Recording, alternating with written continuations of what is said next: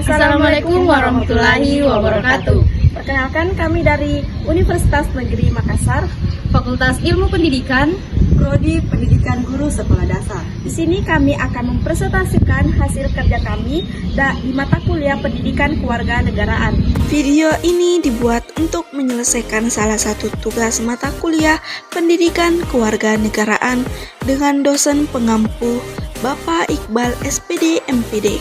Kami dari kelompok 4 terdiri dari 3 anggota kelompok yang masing-masing bekerja sama dalam menyelesaikan tugas dengan judul materi bagaimana nilai dan norma konstitusional UUD NRI 1945 dan konstitusionalitas ketentuan perundang-undangan di bawah UUD.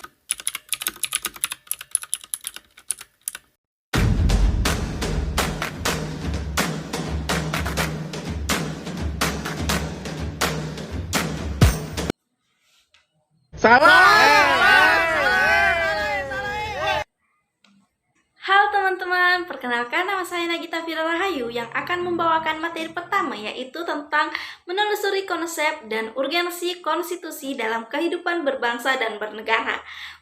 Teman-teman jangan bosan ya untuk menyaksikan presentase kami, jadi kita langsung saja ke pembahasan. Konstitusi adalah seperangkat aturan atau hukum yang berisikan tentang bagaimana pemerintah diatur atau dijalankan. Oleh karena itu, aturan atau hukum yang terdapat dalam konstitusi mengatur hal-hal yang sangat mendasar dalam suatu negara. Berikut ini terdapat aturan atau hukum yang mengatur bagaimana pemerintah dijalankan. Yang pertama, Dewan Perwakilan Rakyat yang memegang kekuasaan untuk membentuk perundang-undangan. Lalu yang kedua yaitu Presiden menetapkan peraturan untuk pemerintah menjalankan undang-undang sebagaimana mestinya.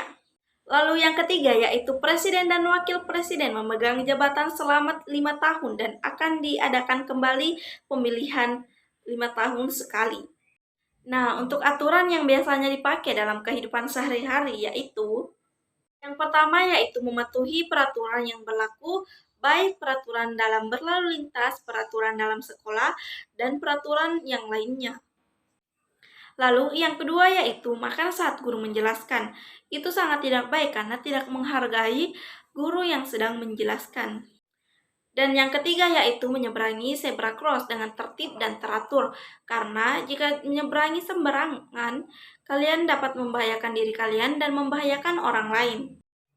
Konsep konstitusi sebagai hukum dasar dan tertulis yang berlaku dalam suatu negara menjadi dasar pendirian negara tersebut serta dipergunakan lebih kuat sebagai dasar pembentukan dari undang-undang maupun hukum dan peraturan lain yang berlaku di wilayah negara terbentuk dan sifatnya mengikat warga negara. Nah, selanjutnya kita masuk ke materi 2, yaitu perlunya konstitusi dalam kehidupan berbangsa dan bernegara Indonesia. Simak baik-baik ya. Konstitusi memiliki kedudukan yang sangat penting. Dalam kehidupan berbangsa dan bernegara, konstitusi itu sangat penting. Konstitusi juga sebagai pemberi pegangan dan pemberi batasan agar penyelenggaraan negara tidak menyalahgunakan kekuasaannya. Bahwa di dalam suatu negara tidak akan lepas dengan adanya konstitusi yang mengatur di dalam negara tersebut. Karena melihat prinsip-prinsip konstitusi itu sangat fundamental yang mengatur pemerintah dan warga negaranya yang terkait dalam suatu kerangka hukum, baik hukum konstitusi tertulis maupun konstitusi tidak tertulis. Nah, dalam konstitusi tertulis yaitu seperti Undang-Undang 1945, Undang-Undang Republik Indonesia Serikat, Undang-Undang Republik Indonesia Sementara, dan Undang-Undang Hasil Amandemen. Nah, untuk konstitusi tidak tertulis itu seperti musyawarah untuk mufakat, pidato kenegaraan presiden, dan adat istiadat. Nah, itulah tadi yang dapat saya jelaskan tentang bagaimana konsep dan urgensi konstitusi dalam kehidupan berbangsa negara dan pentingnya konstitusi dalam kehidupan berbangsa negara.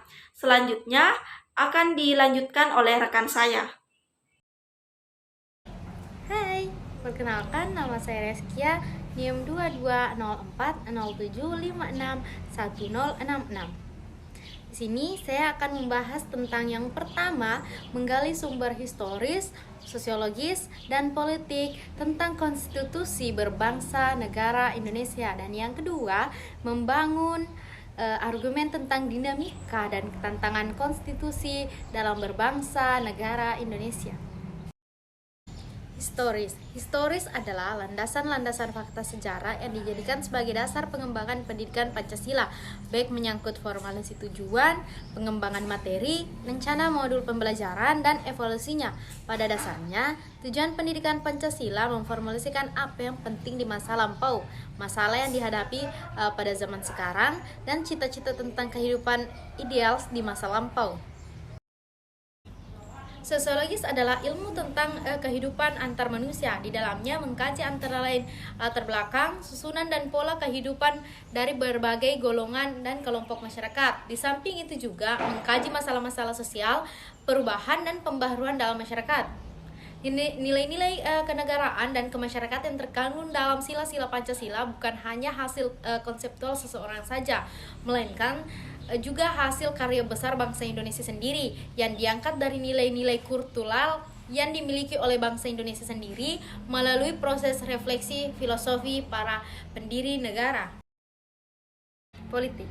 Konstitusi juga diperlukan untuk membagi kekuasaan dalam negara, sudut kekuasaan, dan sebagai organisasi kekuasaan. Maka, konstitusi dapat dipandang sebagai lembaga atau kumpulan asas yang menetapkan bagaimana kekuasaan dibagi di antara beberapa lembaga kenegaraan, di antaranya badan legislatif, eksekutif, dan yudikatif. Dalam arti sempit, konstitusi merupakan satu dokumen atau seperangkat dokumen yang berisi aturan-aturan dasar untuk menyelenggarakan negara. Dalam arti luas, konstitusi merupakan peraturan, baik tertulis maupun tidak tertulis, yang menentukan bagaimana lembaga negara dibentuk dan dijalankan. Membangun argumen tentang dinamika dan tantangan konstitusi dalam kehidupan berbangsa negara Indonesia. Menengok perjalanan Indonesia merdeka, ternyata telah terjadi dinamika ketatanegaraan seiring berubahnya konstitusi, undang-undang, dan yang diberlakukan. Pada pertengahan tahun 1997, negara kita dilanda krisis ekonomi dan moneter yang sangat hebat. Krisis ekonomi dan moneter yang melanda Indonesia itu merupakan tantangan yang sangat besar. Akibat dari krisis tersebut, harga-harga melambung tinggi dan daya beli masyarakat terus menurun. Menyikapi kondisi seperti itu, pemerintah berusaha menanggulangi dengan berbagai kebijakan. Namun, kondisi ekonomi tidak kunjung membaik. Masyarakat mulai tidak mempercayai pemerintah. Gelombang unjuk rasa secara besar-besaran terjadi di Jakarta dan daerah-daerah lainnya. Unjuk rasa dimotori oleh mahasiswa, pemuda, dan berbagai komponen lain. Pemerintah sudah tidak mampu lagi mengendalikan keadaan. Maka, pada 21 Mei 1998, Presiden Soeharto menyatakan berhenti dari jabatannya. Pada awal era reformasi atau pertengahan 1998, muncul berbagai tuntutan reformasi di masyarakat. Berbagai tuntutan reformasi itu adalah: 1. Mengamandemenkan Undang-Undang NRI 1945. Yang kedua, menghapus doktrin dwifungsi Angkatan Bersenjata RI. Yang ketiga, menegakkan supremasi hukum, menghormati HAM, serta memberantas korupsi, kolusi, dan nepotisme atau biasa disingkat KKN. Yang ketiga, melakukan desentralisasi dan hubungan yang adil antara pusat dan daerah. Yang selanjutnya mewujudkan kebebasan pers, dan yang terakhir mewujudkan kehidupan demokrasi.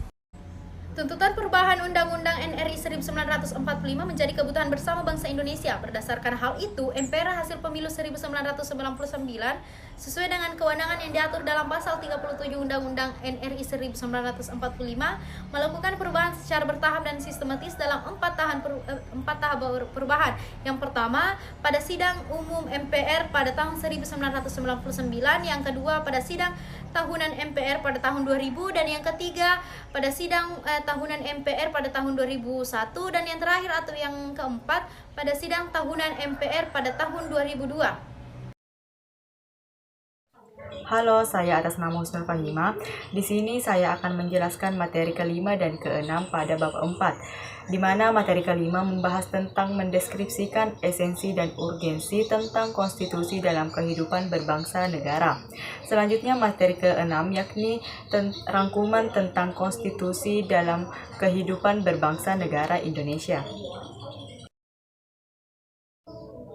Baik, yang pertama saya akan menjelaskan tentang materi mendeskripsikan esensi dan urgensi tentang konstitusi dalam kehidupan berbangsa. Nah, bagaimana Undang-Undang Dasar 1945 berubah? Setelah melalui persidangan yang panjang, Majelis Permusyawaratan Rakyat Republik Indonesia akhirnya berhasil mengubah Konstitusi Republik Indonesia dari tahun 1945 dan seterusnya. Perubahan pada Konstitusi Republik Indonesia dari tahun 1945 yang awalnya merupakan masalah reformasi telah menjadi kebutuhan bagi semua bagian negara dalam perjalanan. Maka jangan heran jika semua komponen negara terlibat aktif dalam modifikasi Konstitusi Republik Indonesia pada tahun 1945. Dalam 4 kali masa sidang MPR, Undang-Undang Dasar Negara Republik Indonesia tahun 1945 mengalami perubahan sebagai berikut.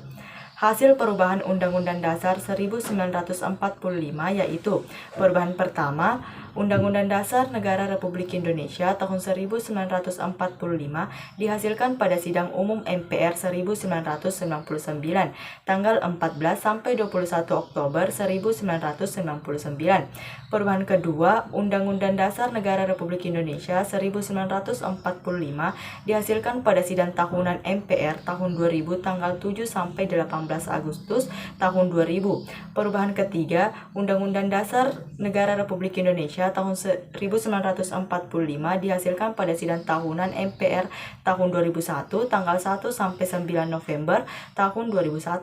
Perubahan keempat, Undang-Undang Negara Republik Indonesia tahun 1945 dihasilkan pada Sidang Tahunan MPR pada tahun 2002 tanggal 1 sampai 11 Agustus tahun 2000. Nah, salah satu contoh paling jelas dari perubahan konstitusi kita sangat penting untuk penyediaan dana pengembangan pajak nasional, di mana pasal 23A menyatakan bahwa pajak dan pungutan lain yang bersifat memaksa untuk keperluan negara diatur dengan undang-undang. Pasal ini menekankan pentingnya pajak untuk kelangsungan hidup bangsa. Karena itu, setiap warga negara harus mengetahui kewajiban mereka untuk membayar pajak tersebut. Indonesia adalah negara dengan sistem pemerintahan yang baik karena mewujudkan prinsip transparansi dan akuntabilitas. Selanjutnya, yang kedua, di sini saya akan menjelaskan tentang rangkuman konstitusi dalam kehidupan berbangsa negara Indonesia. Nah, pertama-tama perlu kita ketahui bahwa konstitusi adalah implementasi dari aturan hukum dalam hubungan antar masyarakat dan pemerintah. Konstitusionalisme menciptakan situasi yang dapat meningkatkan rasa aman karena pembatasan pada otoritas pemerintah yang sebelumnya didirikan. Ada 3 pandangan peran konstitusi dalam kehidupan berbangsa dan bernegara, yaitu pandangan pertama, mengasumsikan bahwa setiap negara memiliki konstitusi, tetapi konstitusi tidak boleh dilihat sebagai segalanya. Pandangan kedua, berasumsi bahwa konstitusi tidak lebih dari aturan dasar negara dalam penyelenggaraan negara, dan yang terpenting bagi negara adalah penyelenggaraan negara yang jujur, berwibawa, dan taat hukum. Pandangan ketiga, berasumsi bahwa konstitusi tidak terlalu berperan dalam kehidupan bernegara. Dari proses perubahan Undang-Undang Dasar Negara Republik Indonesia tahun 1945 dapat diketahui hal-hal sebagai berikut. Yang pertama, perubahan Undang-Undang Dasar Negara Republik Indonesia tahun 1945 dilakukan oleh MPR dalam satu kesatuan perubahan yang dilaksanakan dalam 4 tahapan, yakni pada Sidang Umum MPR tahun 1999, Sidang Tahunan MPR tahun 2000, 2001, dan 2002. Yang kedua, hal itu terjadi karena materi perubahan Undang-Undang Dasar Negara Republik Indonesia tahun 1945 yang telah disusun secara sistematis dan lengkap pada masa sidang MPR tahun 1999 sampai 2000 tidak seluruhnya dapat dibahas dan diambil keputusan. Yang ketiga, hal itu berarti bahwa perubahan Undang-Undang Dasar Negara Republik Indonesia tahun 1945 dilaksanakan secara sistematis berkelanjutan karena senantiasa mengacu dan berpedoman pada materi rancangan yang telah disepakati sebelumnya.